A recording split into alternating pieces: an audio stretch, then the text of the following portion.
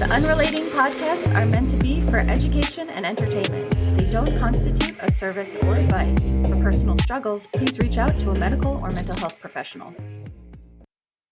Michelle, name one thing that you can tell us that you've had to change about yourself to make your relationship successful. Well, Kel, I could tell you like a million things I've had to change, but off the top of my head, my expectation that things will be put away after they're used. You're talking about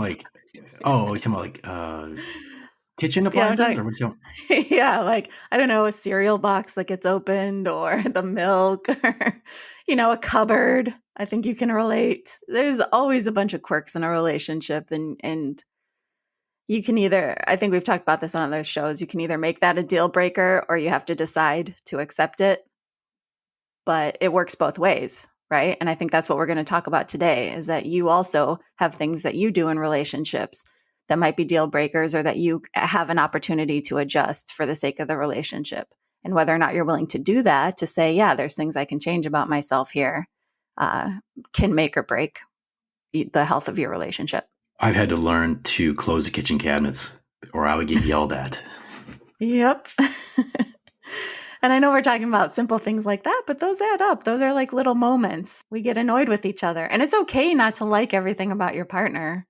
But at the same time, you got to think about like what might be difficult about being in a relationship with me. That's a good, in reflective question you could ask yourself. Oh, that's easy. Nothing for me. Right. Because you're perfect. You are who you are. Take it or leave it. And that's the point of our show today, right? Is to talk about this concept of like, can you go into a relationship thinking like, I am who I am, take it or leave it? Or is there room to say, well, I may have to make some changes. I certainly expect my partner to, right? That's human nature. So it works both ways. Welcome to Unrelating with Kel and Michelle, and I'm one of your hosts, Kelly. With me is my co-host, Michelle, a licensed marriage and family therapist who's been providing individual and couples therapy for over a decade. Together, we'll explore how we engage in relationships, why we do what we do, and what causes people to unrelate. So joining us today on Unrelating is Viviana, Viv for short. Viv, thanks for sitting down to chat. Nice to be here, Kel. So before we dive into today's topic, like any session, it would help to first get to know our guest a little. So Viv, tell us a little bit more about you, your background, and why this topic of change really resonates so much with you. Hi, Kelly. Hi, Michelle. Nice to be here. Well, I am originally from South America, and I came to this country in 1980. And the reason why I came was I met somebody, and I decided to take a leap and said, I'm going to have an adventure.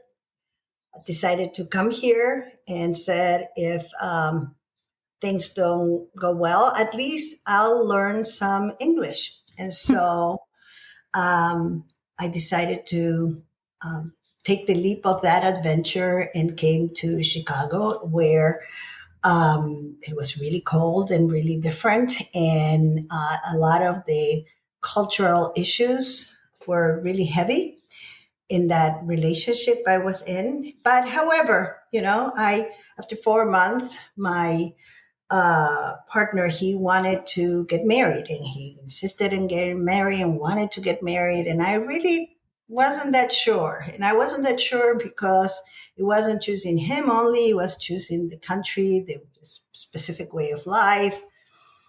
But I took the chance and I got married, and it was really good. The first year, it was really nice, but the cultural piece was unrelenting for me.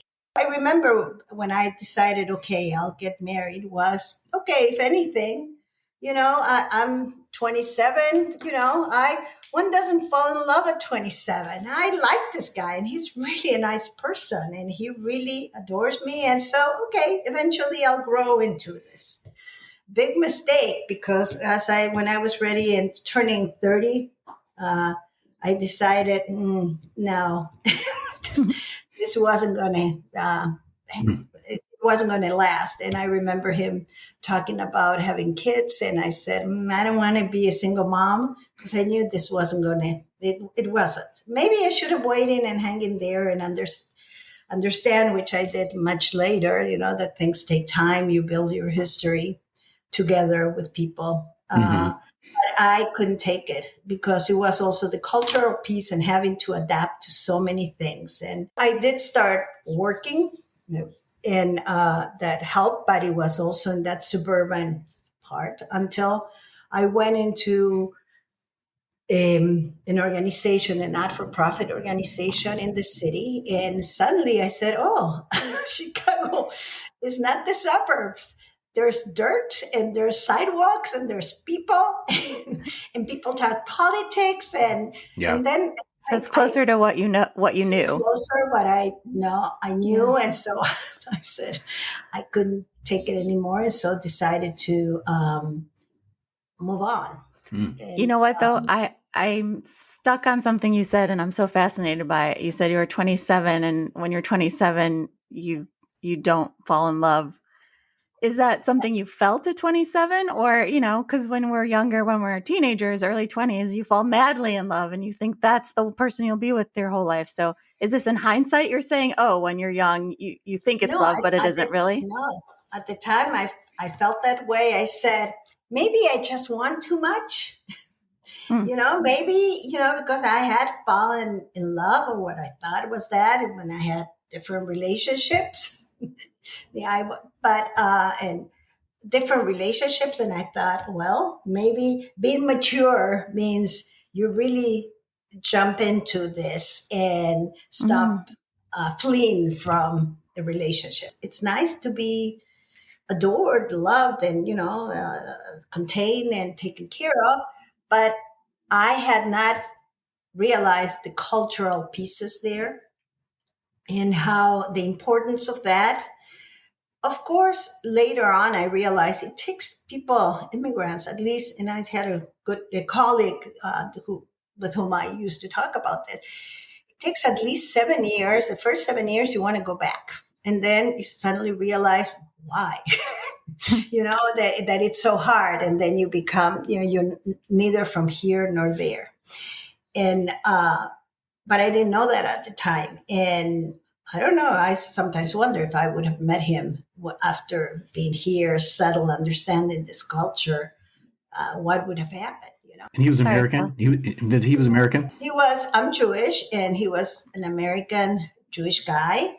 And I remember thinking I have much more in common with Latinos than with this American Jewish guy, because our Jewishness was really different also. Or my Jewishness was different than his, what he considered, it was different. And that's the culture piece. The American Jews might be, we grew up differently in that way. So he was American, and it was really hard I actually liked his family quite a bit. And it was really nice, but I just couldn't take it. And I just was very unhappy. And once I had been in the city and met colleagues and peers, co-workers, I was so much happier in the city than there. I think there's a very real thing called novelty fatigue, where if you're in a strange place or you're outside of your comfort zone, your brain can only handle so much new stuff, so much strangeness or novelty, that it can be overwhelming. So like you were saying, the first 7 years, it's just an onslaught of newness and otherness and trying to get your handle on something, learning new things. And just from the neuroscience point of view, like your brain can't always handle that much. It was from the language.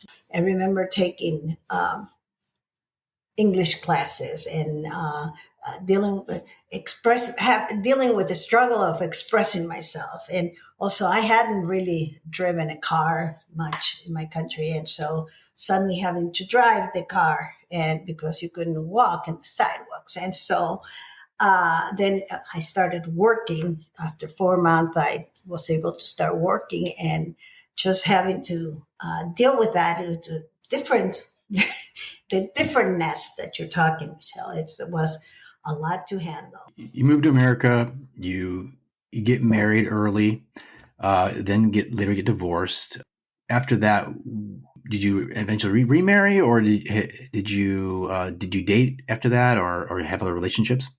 So yeah, I moved to a friend's of the house of the only friend I had from my country, and I lived in in her basement for a couple of months until I rented a place, and then I had another job, met coworkers, started dating, and started dating and dating and dating, and so I probably had two or three long term. Long term for me, long term was 3 years, 2 years, 3 years, and but I really, it was. I wasn't ready to either. I usually flew away from the relationships. I remember having a partner. Actually, when I dated, I never moved in with anybody. I dated but not lived with anybody. I Probably smart. I was I always, and I think this was part of it. I'm very used to being independent and doing things on my own, and always thought I wanted this relationship. I realized when I decided to move on from the marriage, I realized now the thing of not falling in love or thinking that's going to happen. Uh, will happen eventually. It might happen eventually. This is it. It can't be that at 27 or 30. I'm thinking that. I realize that as years went by because there were a couple of people that I really could have settled with, and then I decided to try the online route because as I ascended the ladder on work and responsibilities and all that, I had less and less time, and I was a little more tired. So I decided to try the online route, and I'm talking. This was about 23, 24 years ago, when people did not do that. I mean, it wasn't that. I did it. Yeah, it wasn't that common. Back when you're talking though, Viv, is like, yeah, the very beginnings of it when it was kind of people were skeptical of it. There were only maybe 2 or 3 sites, if that, like to choose Match, from. I think. Yeah. Yeah, that's right. I think it was either Match or Match.com. One of those, or Matchmaker. I don't remember which one, but I decided to go there. And at first, I did it like for little chunks of time, 2 years in a row. The first time I did it, and I said, let's see, and but I wasn't comfortable. The second year, I did it, and I did the J date, as if that makes a difference, and met people, but it wasn't like. The third year, I challenged myself and said, and I went with picture and all. I said, because before I didn't, I was like really shy with this. But the third year, I said, I'm putting my picture and I'm doing this, and I remember thinking, if anything, I will learn how to have small talk with people. And so I decided I will do it for the summer. And so the first I got on and did my profile, whatever the weekend, the week before Memorial Day. And that's when it occurred to me, I'll do it from Memorial Day to Labor Day. And I remember this first date I had with somebody who we had some breakfast in this booth. And this person, when he found out that I was a therapist or I was in mental health, he poured all his issues on me. And then I remember he went to the bathroom, came back and said, well, when can we meet again? And I remember saying, it occurred to me in the moment. I said, pay for this session first. I said, no, I said, I decided I want to meet 10 people first before going on a second date. And it occurred to me like that. And I did that. I met 10 people, different people, interesting people. Uh, and I met this other person who didn't have a picture or anything, which happened to be from my country. And he was number 11, which because he was from my country, because we had started talking, we started talking before Labor Day, but we had not met. And I said, okay, we'll meet. Eventually we met, and that was 21 years ago. And we've been together since, not married, but I, I decided to hang in there with this because I really liked the person and there was chemistry. And in the first 15 years, I mean, um, we lived apart and he was here every weekend and we traveled together. We saw each other a lot and, but we were independent of each other. And 5 years ago, the a place right next to mine. I live in a condominium building. The place next to my place was for sale, and he decided to buy it. And so we have two apartments with the two complete apartments with it. We decided to have a door in between both of us, and so we put a double door. And so it has been I mean, perfect. I love this story because there's so many married people who are like, why can't we have separate houses with one door where we can see each other You, when we want to? you hear about And so people. You hear about people sleeping in separate beds, but that takes it to a whole nother level, you know. we put this door in the middle, and the door is always open, and we have dinner together. We live together practically, but a lot of times I work, he does other things. He's retired, he does other things, and so I can be more social and have people. And so we live together, but we don't. And so each one has, like, I work and sometimes I'm very early. And so usually we continue the weekend being together. And during the week, we're apart. So But, when is that door closed? That's my question. well, the door closed, for example, if there's soccer games going on, or if I'm teaching in the computer in my office and he can hear it. And so the door closes. That's basically it. Or if I start early and he sleeps, and.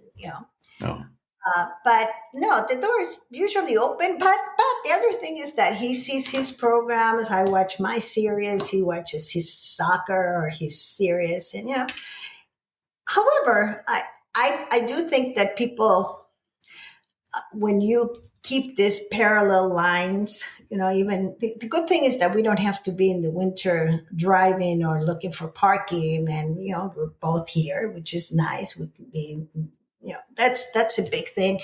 Cooking together and shopping and cooking together. We continue doing those things. But the parallel lines, I think there's less chance for some things in common, because we did more things together when we didn't live together than now. Yeah, that makes sense. Because I watch a movie and he's not in the mood to watch a movie and he goes and does something else, or vice versa. But we feel pretty free to say that and do that. So yeah. So it has been a very nice compromise for me, and it's people say, why aren't you getting married? Why? We have a good situation here. it's like you're living the best of both worlds in many ways. You have your life, independent life, but you do leave room for this other person, and so the door is almost a metaphor for, like, you know your relationship in many ways, because you do keep it open, but there are hinges on that, right? Mm-hmm. And there are ways where you can separate when you feel like you both need to separate. I'm not trying to analyze Mm-hmm. your relationship. That's Michelle's job. I'm just, from my perspective, it's very unique and I'm sure some people would be really, really interested in the same kind of setup, you know. Well, I think, Kelly, that was very insightful. I think that's a great point because I think when people do get married or have the label of marriage or move in together, they feel like they've lost those hinges. somehow. I hear from a lot of newlyweds like, oh, suddenly we're roommates and we don't even spend time together now that we live together. And it seems like counterintuitive. But I think Mm-hmm. it's because mentally they've shut down this idea that that you can still be independent, that you need to still make time for each other, even if you're in the same space. So physical presence doesn't equal emotional presence. It doesn't seem like, so based on that, then it doesn't seem, Viv, like we want to talk a little bit about changing in order to be in a relationship. It almost sounds like you want to keep your independent point of view. You want to be your person. You don't want necessarily, you're leaving room for the other person, but you're also very much leading your life in the direction that you want to go. Does that sound about right? What I realize is that it's different depending of your age and depending of your life experiences. If I growing up with somebody, and when I say growing up, it's in my 20s. If you are in a relationship in your 20s and you spend time and are 20 years, 30 years with that person, you grow up together and there's a lot of changes you did together as a couple versus independent lives. And so I probably would have had a lot more in common with the people I dated or I was with in relationships in my 20s than now, because I met my partner now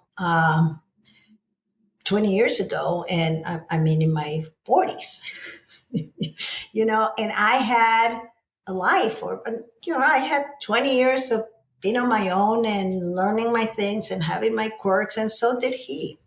And he comes from being with somebody, and he became a widower and had kids, and for being with somebody for 30 years. And so he grew up sort of, because he was very young when he met his spouse. He learned how to be a couple with that person. And suddenly that person is not there and he meets me. And we both had different parallel lives already. And so when you're formed, it's harder to have those type of changes when you're in your 50s or 60s, and so you learn to accept. My point being, it's you're more likely to accept or be able to adapt and change if you're younger and you're in a couple and you grow up together and learn things together and learn skills together, and you don't know what you don't know then, what you are missing or not. But when you're older, I think it's harder. You come already with your quirks. I kind of see it the opposite. I see what you're saying, but I also see the opposite. I think when you're younger, you're a little bit more self-focused and you say, well, my partner should accept me for who I am and I don't need to change to be in a relationship. And there's Mm-hmm. kind of a little bit more hubris and a little bit more assertiveness there for a lot of people. And then when you get Mm-hmm. older and you've been in relationships, a lot of people are like, okay, I get how this works now. If I want this relationship to be successful, I am going to have to make adjustments. And I can't be, I can't expect, like, in my opinion, there can't be a double standard. You can't expect your partner to change for you, but then say, no, Mm-hmm. accept me fully for who I am. Mm-hmm. Mm-hmm. And yeah, I hear that, and I tell you, and I'll give you an example of that. Whenever I had a discussion with somebody I was in a dating before this, I always thought that was it. We fight and that was it. They don't like me or we fight, and so I flew. I was done. I'm done. Not because I was upset, but I thought, and I thought about this a lot. It's probably because I leave first before they leave me, and I tended to be the person leaving. And I remember a particular argument I had with my partner, and that I remember thinking, "We're done." Then it was maybe 2 years, sort of almost my timeline. 2 or 3 years it was into this. And I remember I decided to do something differently because we had an argument. And then I think 2 days later, we were supposed to meet at a restaurant for somebody's birthday.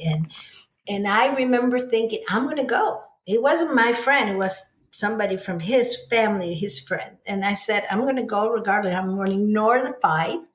I'm going to go.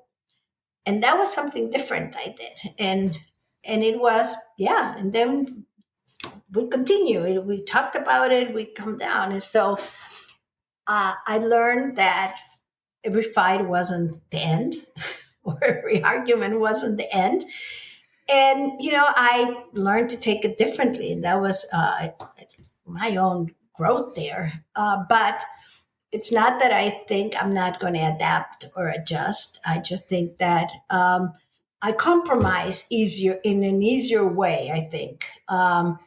Even though I do my thing when I'm with him, I compromise. I think we mature. I became much more patient, which I think comes with age. I have much more patience on the Yeah. things.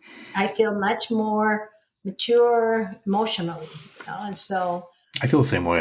I feel like I've grown much more patient as I've grown older, and being in my relationship with my wife, which is almost 10 years now, I think I've changed mhm. for the good, I hope, becoming much more of a patient, kind of just a bit more calm, maybe. And again, maybe that's just calming with age, right?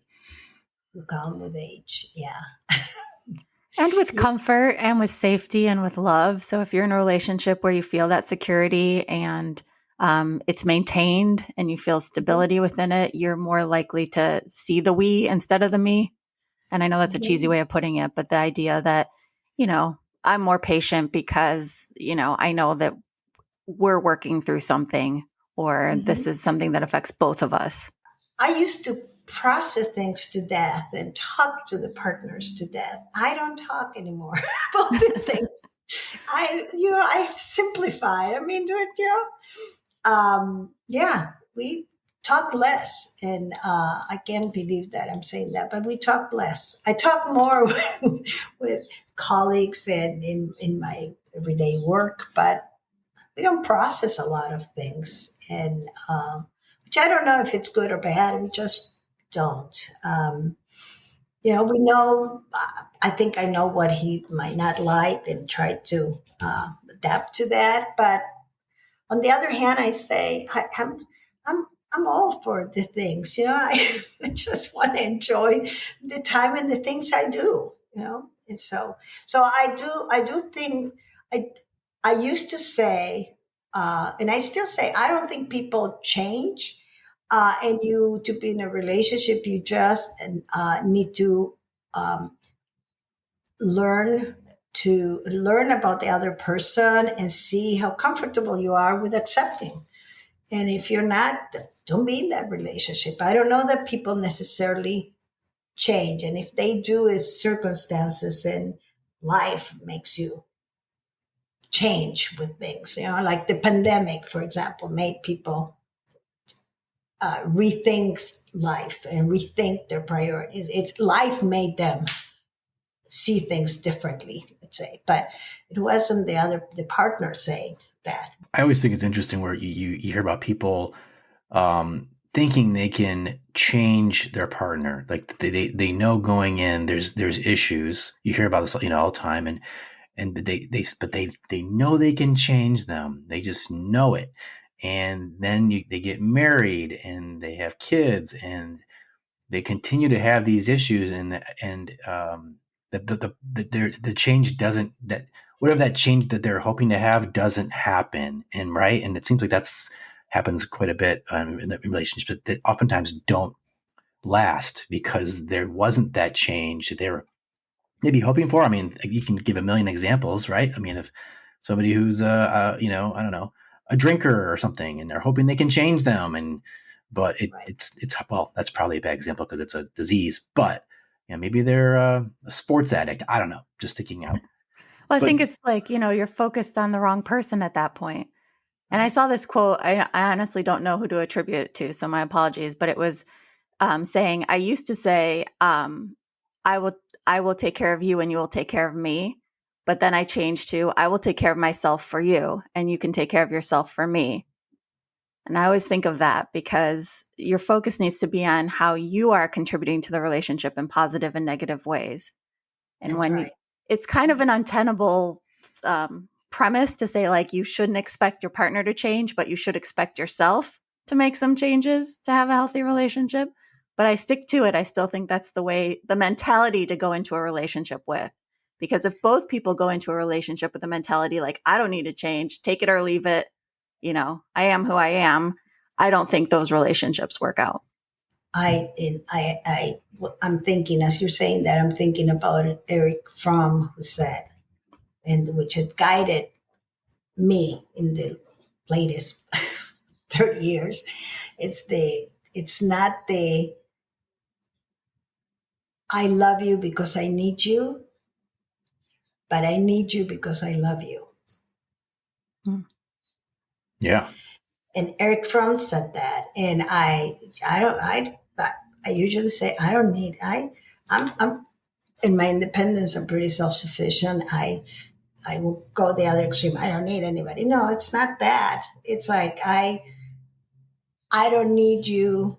I don't want to be with you because I need you because of stuff that you will do for me, but I need you because I love you, and to me that comes first. And I think that you're right. A lot of people go into relationship thinking they can change. And maybe in my early age, I kept thinking that and was always disappointed until I accepted it. This is how it is. So this is how it is. This is how life is. And I think something you said early on about, wondering is this what maturity is? If being mature means just kind of being in a relationship with a nice person who you like, and then you learn to be with each other.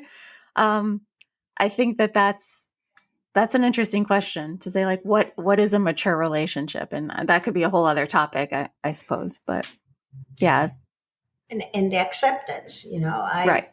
I keep saying, please accept who I am. This is who I am. I mean, there's some things I can modify and compromise, but there's some things that that I like about myself that I don't want to change them. And I had people try to change those things, and I like it. So, I'm a positive person. I'm pretty optimistic, that. So, I like that. And I also, I've learned to compartmentalize things, and so from my job, and I compartmentalize it maybe too much. And there's some things I would like to change for myself that I think I would be, but not necessarily because of the relationship. It's for my health, for my own self, Do you think, Viv, you and your partner will ever get married? I don't think so. Maybe the only thing that sometimes worried me is legal things, Yeah. Life and death decisions, but we're not there yet. So I don't. Yeah. I think that it's like I feel pretty secure. I'm not going anywhere. I don't think it's going anywhere, and he's right next door. He's right next door. He's probably watching soccer right now. As I said, we don't necessarily talk or process this thing. So I don't think he would feel comfortable participating. So I insist. I am so fascinated by the doorway between the two. I don't know why. It seems like such an interesting dynamic. How do you decide who sleeps? Well, this is probably getting too personal. How do you decide which bedroom to sleep in any given week? Or is it just like a coin flip? I go there as needed, and as I don't mind where I sleep. I don't mind. Either way is fine. And so a lot of times each one is in their own place, depending if I'm staying up late with something I'm doing, or he's suddenly tired and he goes. And we haven't had problems where we're to sleep. We have more problems about what to eat because of different than where to sleep. That's where we are. I think every couple has that discussion problem. It's eternal struggle. Especially during the pandemic, that we cooked a lot, and we each had our own roles. And he likes to cook, so he cooks, and and I like to eat. Well, I think the door thing is a good teaching moment for couples who do live together, because this idea of the metaphorical door, you do need to carve out ways to let each other know when you need space, whether that's physical space or emotional space or just mental space, to have conversations with each other to say, like, what are my cues, or how can I say this in a nice way that I need to be alone. Um, Right. And we learn not to take it personal, exactly. which sometimes it's hard, not to take it personal. But I've learned not to take it personal.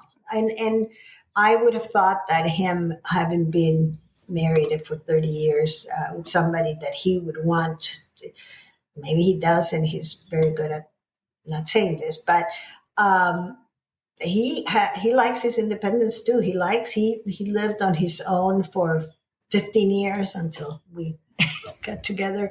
So he got used to his independence and doing his stuff. And we sometimes it's more about we have both strong personalities and both strong wants, and so we're right. So there's conflicts more about that. But I have learned not to take it personal, which was different in an early age because I thought it was about me, and it's not about me. Well, look, this has been for me really interesting, and I'm sure our guests will agree that getting this kind of perspective on relationships and having that independent kind of approach can be incredibly beneficial for people. And I can already see, just listening to you, how it's been kind of a great growth experience for you throughout your life. So I think it's really cool.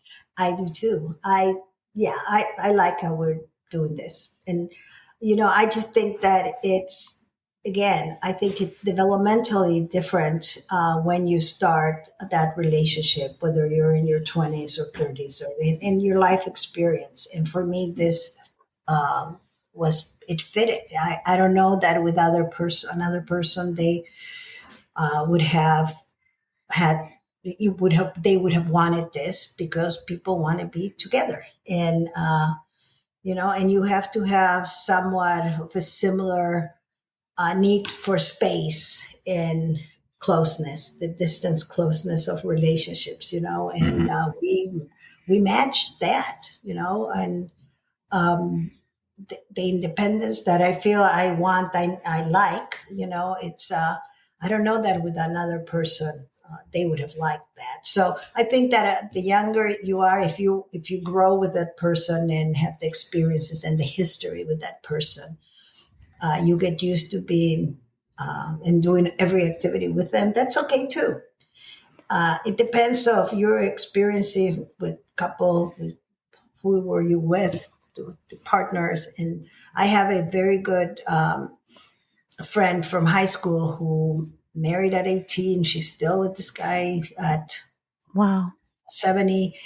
And and they grew up together and they do everything together, and it's fabulous for them. They were lucky to find each other when they were young, and they do something separately, but they have 100 grandchildren more or less. Because I mean, it fitted them. We're all different, and we Yeah. have all individual Well, I wants. will And say though that, I do watch some of those reality dating and marriage shows, but it drives me crazy that they have people in their 20s on there, Mm-hmm. because I yeah, don't think that's the time to be on those that's right, shows looking for love.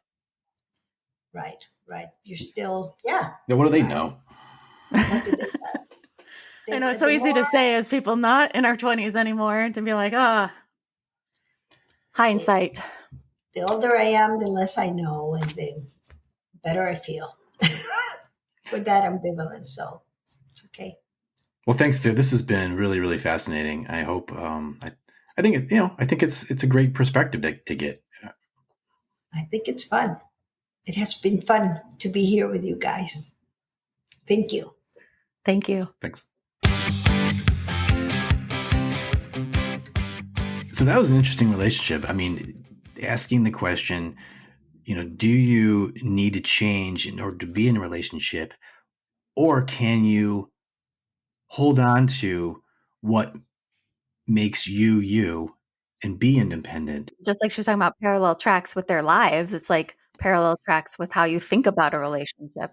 Yes or no? Do you have to kind of come into a relationship realizing that there's going to be some changes needed on your part and yet, you know, still stay true to who you are? I think our guest did a great job of talking about how she's been able to accomplish that. Her life has been really interesting, and the choices she's made in terms of relationships, and she's been very, very clear in how she's going to hold on to who she is, and she's not, she's going to live her life, the way she wants, and you either can get on it, the train, or you can get off. But this is how she wants to, how she wants to live her life. Yeah. And also, though, the idea of age and wisdom and experience and time, all of these things go into how you end up being in your relationships in older life.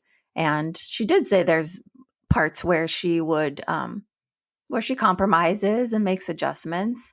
And she's willing to do that. There's just, there are certain lines she won't cross for a relationship. I mean, in your professional opinion, do you think it's important to be able to change in order to be in a relationship, or do you see both sides of the argument? I do see both sides of the argument, but I think for the purposes of, this podcast and what people should kind of take away from it is like the mentality you go into a relationship with, to me, is what's most important when we talk about this topic.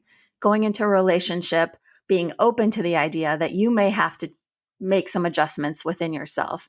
There might be parts of yourself that require some changes in order to be in that relationship. And I think we try and, gloss over that part, or we're in denial about that part, but it's there. It's the elephant in the room. And I just think it's a double standard, like I said before, where you expect your partner to meet or even exceed your needs at any given moment at all times, in order for you to feel satisfied in your relationship. But then we turn around and we say, oh, well, if I have to leave my comfort zone or leave my baseline who I am, that means you don't love me for who I am. I just think it's hypocritical a lot of times, the mentality that we take. I think I've changed, certainly throughout the years in my relationship, and compromise in the right ways. And that's part of, I guess, my growing process. Right. And like I mentioned in the conversation earlier, that, I've gotten a bit more patient as I've gotten older, and I'm not as quick to overreact, which is, I think, an important, kind of change that I've, I'm less hot headed. I'm less quick to anger. I'm less, judgmental, I guess. At least for me personally, choosing to process my own feelings, to kind of take care of my own business and not take it out on someone else, kind of like what you're talking about. So taking responsibility for how I feel and how I'm going to respond to how I feel, instead of just acting out and then wreaking a little havoc in my relationship. Cool. Well, thanks, Michelle. This has been really, really enlightening. Yeah, I think so too. I hope people who are listening, not necessarily that they're going to go put a door in between their rooms, but that they'll think about different ways that they can open and close the doors that are in their relationship. I do like the idea of a man cave, though. Having that space, or having that kind of place, and it could be a man cave, it could be a woman cave. It doesn't matter. It's just a metaphorical separation, and it could be a long walk. It could be going on your own trip, but whatever it looks like for you, whatever makes the most sense. I mean, I like to go off and go hiking by myself, and that's kind of my little doorway, I guess. I mean, especially people who are super independent, who feel that being in a relationship somehow like takes away from their independence, which it doesn't necessarily. But I think we've talked about that in other shows. But the idea that, you're still who you are, you still have your time and space for yourself. I'm a fan of man and woman caves. I forget what the woman cave term is. It's something dumb. What's it called? Oh, a she shed. Ugh. So stupid. I've never heard that term. You haven't? Apparently it's the female equivalent of a man cave, and I just think it makes me roll my eyes. But, the concept is the same. What would you have in your she shed? Definitely a TV, because my form of self-care is binge watching shows. A mini fridge. I feel like I'm creating a man cave, actually. Some sports memorabilia, like an Iserman jersey on the wall. Yeah, a lock on the door. You probably wouldn't have like a keg tap, would you? No, maybe one that spews out like, I don't know, what, frappuccinos or something. I don't know. If you're struggling with family, friends, or coworkers, in a bad relationship and wondering what to do, or want a relationship and to set yourself up for success, then we want to talk to you. So make your appointment on Unrelating. Just drop us an email at theunrelatingpodcast@gmail.com to be our next guest.